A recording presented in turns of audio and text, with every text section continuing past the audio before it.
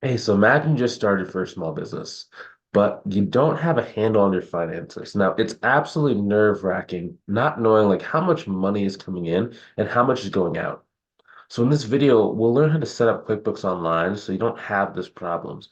And we'll do it as a small business owner with no accounting knowledge required. So with QuickBooks Online, or what I like to call QBO, you can track your expenses and your income, invoice your customers, pay your bills, manage your taxes, and view reports for better financial planning. Excuse me. So let's dive in. Okay. So to get QBO, head to the following website. You can click on the card in the top right, or I've included the link inside the description below.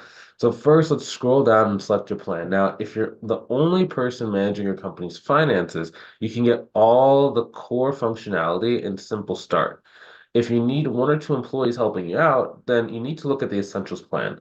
Plus is also useful if you have an inventory to manage and you don't have a solution yet. Now, advanced is definitely more for for more medium-sized businesses because you can get all the core functionality you mentioned earlier in Simple Start. I'm going to choose that plan just for this video. Now, when you sign into QBO for the first time, it'll ask for a number of different questions about like your business to personalize your experience. Then you'll land here, your home base from which you can do a number of different things in the product, like manage your transactions, make sales, pay your vendors, and so on.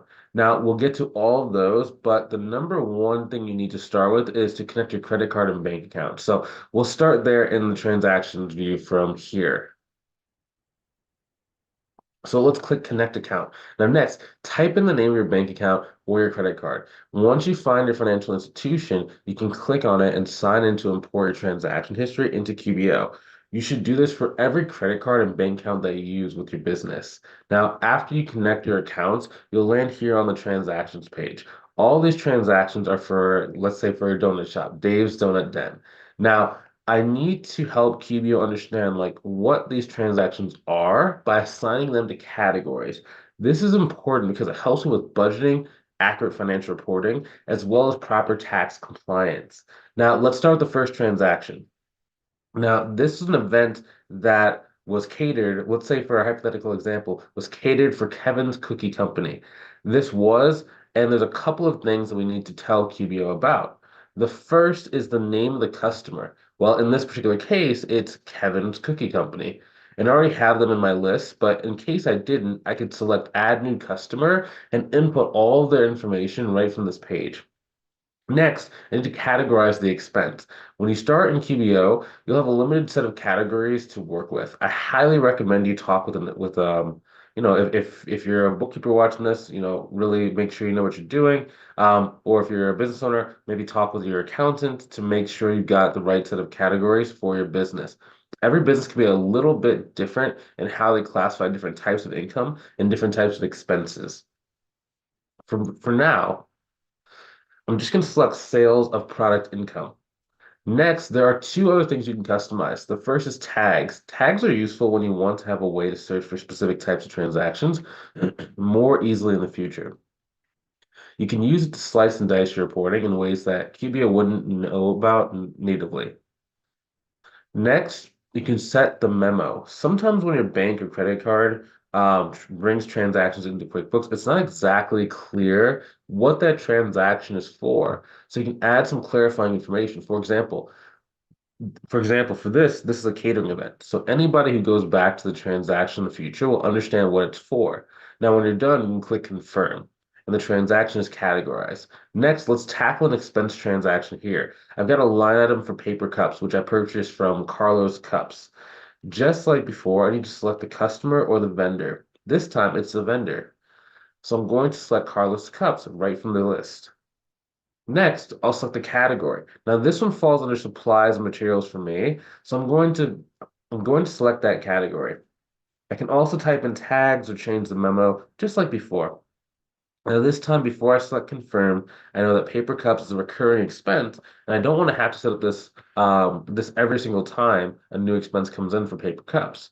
So I'm going to click on create rule to handle this transaction for me automatically. Now rules are pretty simple, but they're powerful in QBO. They help you find transactions that match specific criteria and then automatically categorize them for you. So let's get started and do this for paper cups. So first I'll set a rule name and then I'll look at the criteria that QBO has selected. You'll see that's already set that when the description contains paper cups, this rule fires. And then at the bottom, it's assigning the transaction type. The category we just set the vendor and all the other fields that we just looked over as well. Finally, there's one little setting here that's important to pay attention to. Now, when it's checked, every transaction that matches this rule will be automatically categorized and confirmed for you. But if you want to still review that the categorization is exact and correct, you can uncheck this and then you click Save. Now, see that Carlos Cups is there, not just for the transaction we just looked at, but also for the same paper cups transactions that happened last week. And I can click confirm right here. So for both these transactions, so next, I'm going to handle the rest of my transactions. Now that I've categorized all of my transactions, it's time to bring in some dough by invoicing our customers. So I'm going to click over in sales, invoices, and we'll get started. So click create invoice. So it turns out that Kevin's Cookie Company loved our donuts so much that they've asked us to cater their next event as well. So let's start by targeting the Kevin Cookie Company for this invoice. Okay. And next we'll scroll down the list of products that we're providing for them. So they really liked our Baker's Assorted Dozen. And when we click on this drop down, you'll see that Cuba has saved this line item from the last invoice that we created. They've also saved the unit price. And when I change the quantity, the total amount updates as well. Now, the Kevin Cookie Company also wants an order of apple fritters. Now, we don't have those in our inventory just yet, but we're about to start offering them. So let's add them to our product list. Okay, so first, let's set the name, apple fritters. And next, we'll set the item type. Now, on QuickBooks Simple Start version, we've got two options here. First is service, which is used for any non-physical good. The next is non-inventory item, which just means we're not tracking the inventory of this item within QBO. If we want to track inventory, we have to use the Plus or the Advanced subscription because this most applies to our apple fritters. So we'll choose non-inventory item. Next, you can select a SKU if you have one. And then you can select a product category.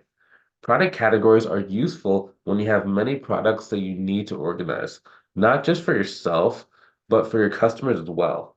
Scrolling down, we're in the sales section. The description is the customer-facing description of the product, and the price/rate, that's the unit price. Now, we charge a lot for apple fritters, but people sure seem to love them, okay? So next in the income account, remember, back to when we were categorizing our transactions and we had a list of categories to look through.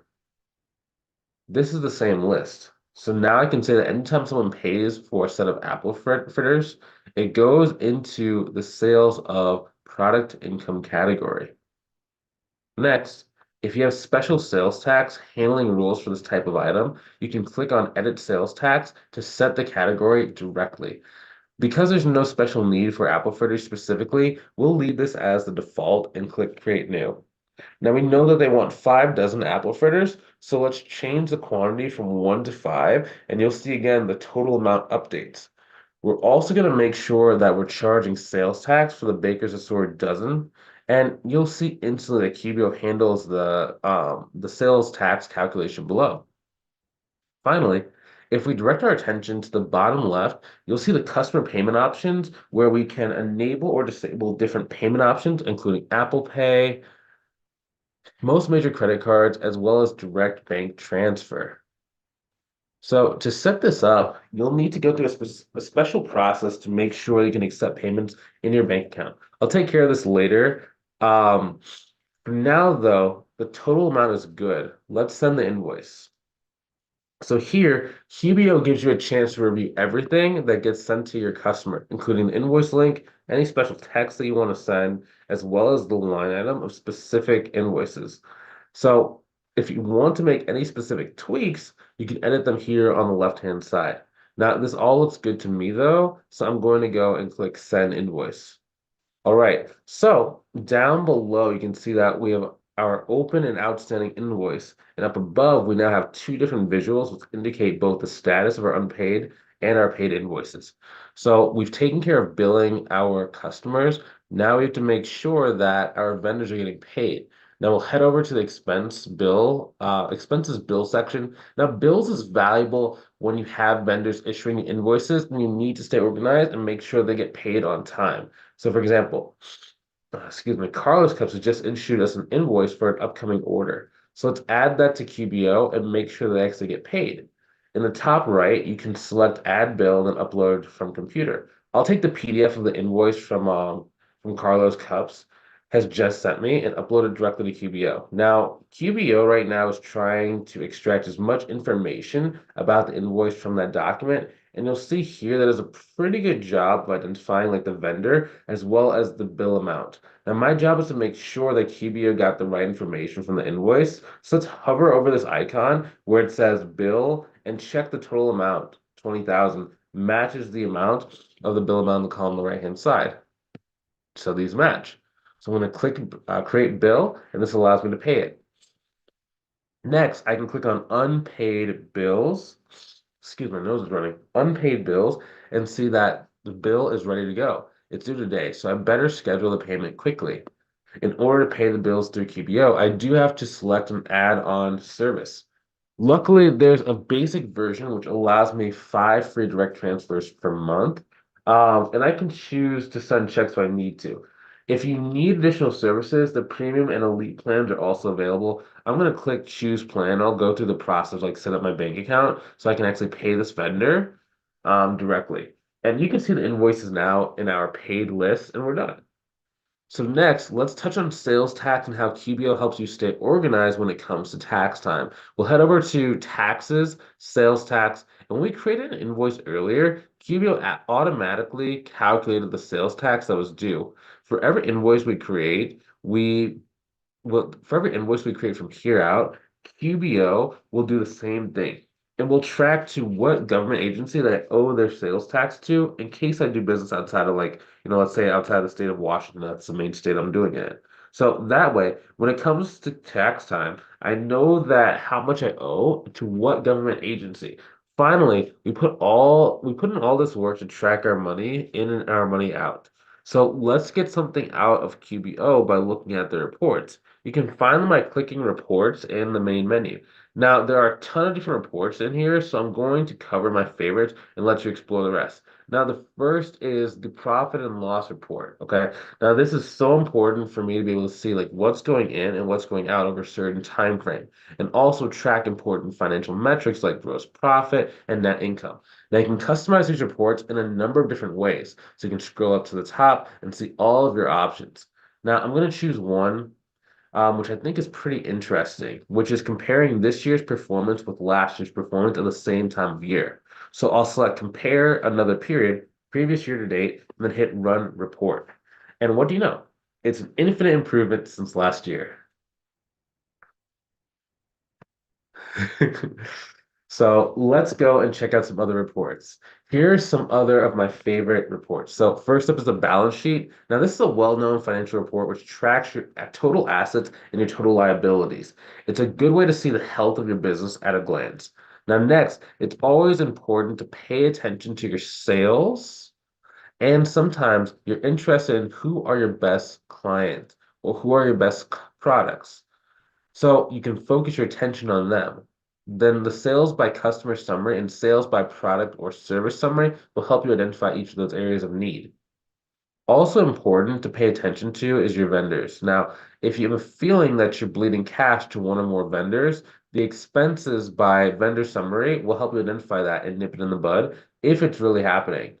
And if you have it, and there if you even have it, okay? Now, now you have all of your financial data in one place, and you can bill your customers, you can pay your suppliers, manage your taxes, and view financial reports to make great decisions about your business. Now, if you learned something today, please give us a like and don't forget to hit that subscribe button. So this is Bryce. I'll talk to you soon. Have a good rest of your day.